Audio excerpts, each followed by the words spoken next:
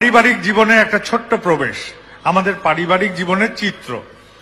একটা বাড়ির ছাদ, ধরা যাক বাবা মা ছেলে মেয়ে, দাম্পত্য জীবন শুরু হয় এদের ফিস ফিস ফিস ফিস, খুব প্রেম, একদম গায়ে গায়ে লেগে আছে। এই দাম্পত্য জীবন বছরখানেক যাওয়ার পরেই তাদের শুরু হচ্ছে হাউ হাউ হাউ হাউ। কেন? তাদের অন্তর দূর হয়ে গেছে, শরীরটা তো কাছে আছে কিন্তু অন্তর দূরে করে ফেলেছে। এই যে অন্তর দূরে করে ফেললো, এই স্বামী এই স্ত্রী দুজনেই বুঝলো বিয়েটা বুঝি আর টিকবে না। তখন বউটা তার আধা মন নিয়ে বরের সাথে মেলে, আধেকটা মন, আর স্বামী তার অর্ধেক মন নিয়ে সংসার করে যাতে বিয়েটা কোনো রকমে টিকে যায়।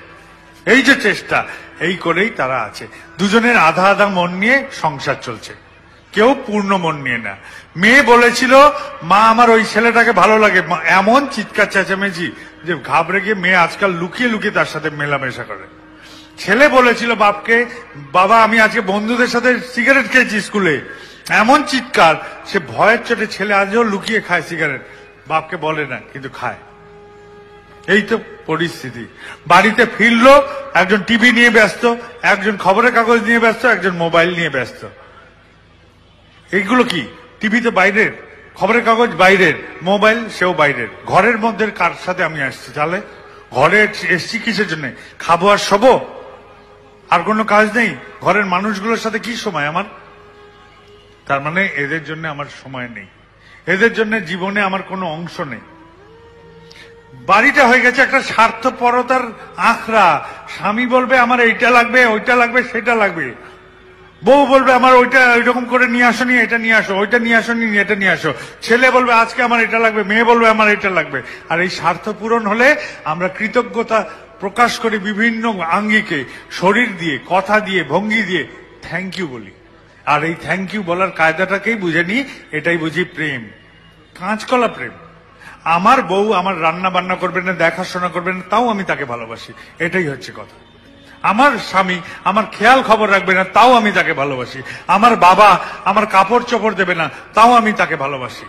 প্রেমে কোনো শর্ত নেই, কোনো স্বার্থ নেই, শর্তহীন স্বার্থহীন যা তাই প্রেম হতে পারে। তাহলে আমাদের বাড়িতে প্রেম নাই, আর অন্য কিছু আছে। কেউ কাউকে যেন সহ্য করতে পারি না, সবাই আধা আধা মন নিয়ে এই পরিবারে থাকি।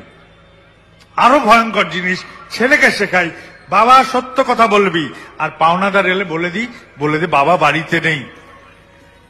ওই যে মা শেখায় যে আমাকে যে বাপ গুরুজন, কথা শুনে চলতে হয়, সেই মাকেই রেখে ছেলে রাত্রিবেলা তুমুল ঝগড়া করতে বাপের সাথে। ছেলে বুঝলো ভালো কথা শোনার জন্য, মন্দ কথা করার জন্য। কি হবে? সে তো গুয়ে মাছি হয়ে যাবে, যেখানে আবর্জনা দেখবে সেখানে গিয়ে পড়বে।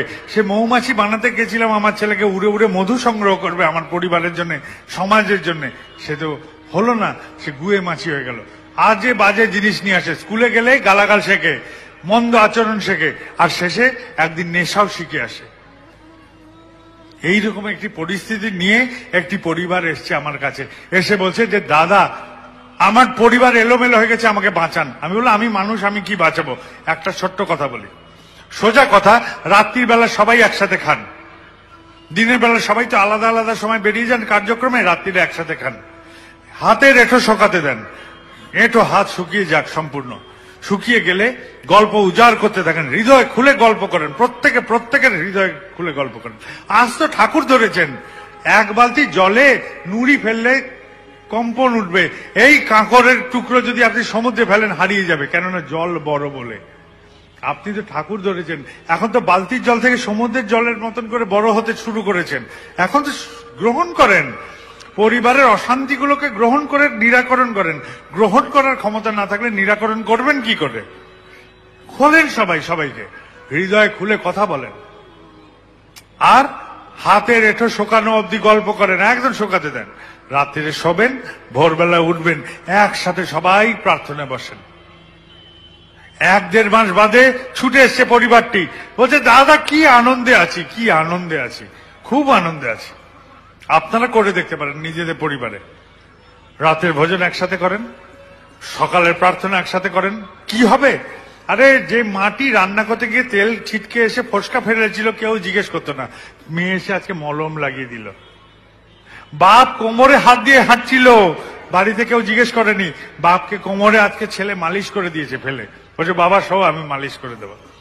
ছেলেকে বাপ বলেছে যে দেখ বাপ, নেশা করিস না, নেশা করলে তোর জীবন নষ্ট হবে, তোর পরিবার এরপরে আসবে তোর জীবনে, তারা তোকে দেখে পালাবে, হতাশায় ভুগবে, কষ্টে থাকবে, তুই নেশা বন্ধ কর। আমাকে দেখে বিভ্রান্ত হয়েছিস, আমাকে দেখে বিভ্রান্ত হয়েছিস না, ঠাকুরকে দেখে চল, হলে ঠাকুরের মতো ন। তাকে তো ধরেছি আমরা জীবনে, তিনি আমার বাড়ির মালিক, আমরা তার প্রতিনিধি মাত্র, হলে তার মতো ন, এগিয়ে চল জীবনে। হতে পারে এই কথা শুনে আমার গুয়ে মাছি ছেলেটা আবার মৌমাছি হওয়ার চেষ্টা করবে, আর ওই মেয়েকে মা বলবে তুই যখন ছোট্ট ছিলি কাঁদতিস মেয়ে মেয়ে করে, তখন মাঝ রাত্রিরে যখন ঘুম ভাঙিয়ে দিতিস আমার, তখন আমার শরীর টানতো না, আমার মনে ঢুলে পড়ে যেতাম, সারা সংসারের বোঝের পরে ওইটুকু ক্লান্তি আমার কাটতো না, তাও তোকে ভালোবেসে আমি দুধ খাওয়াতাম, তোর কাপড় বদলাতাম, আজ তুই এলোমেলো চলিস রে মা, তাহলে আমি খুব কষ্ট পাবো। এইরকম করলে কি হবে, এই পরিবারটা দানা বাঁধবে একসাথে, এই দানা বাঁধা পরিবার সমাজের কল্যাণ আনবে, পরিবেশের কল্যাণ আনবে, দেশের কল্যাণ আনবে, নচেত কেউ আসবে না। শুনে রাখেন, আকাশ থেকে কেউ আসবে না, না বাবাইদা ছুঁয়ে দিলে কোনো মঙ্গল হয়। যদি বাবাইদা ছুঁলে মঙ্গল হতো, তাহলে বাবাইদা ছেলেগুলো এমনি ডাক্তার দেখাতে প্রয়োজন হতো না, ওরা এমনি সুস্থ হতো। তার মানে বাবাইদা পারে না। বাবাইদা একটি সাধারণ মানুষ মাত্র, আপনাদের মতন। মঞ্চ দেন দেখার সুবিধার জন্য, শোনার সুবিধার জন্য। আমি আপনাকে দেখাতে পারি এই যে পূর্ণিমার চাঁদ আজ আকাশে দেখাতে পারি, তাহলে কি আপনি আঙুল দেখবেন না চাঁদ দেখবেন? আমি আঙুলের কাজ করতে পারি, চাঁদ তো ঠাকুর, তাকে দেখান, তার দিকে তাকিয়ে থাকেন। মানুষকে নিয়ে আয়োজন নিয়ে মত্ত হতে নেই, মানুষ তাকে আয়োজিত করতে পারে ঠাকুরের পথে চলার, মঙ্গলের পথে চলার, এইটুকু আমরা করতে পারি। এই হচ্ছে আমাদের জীবন।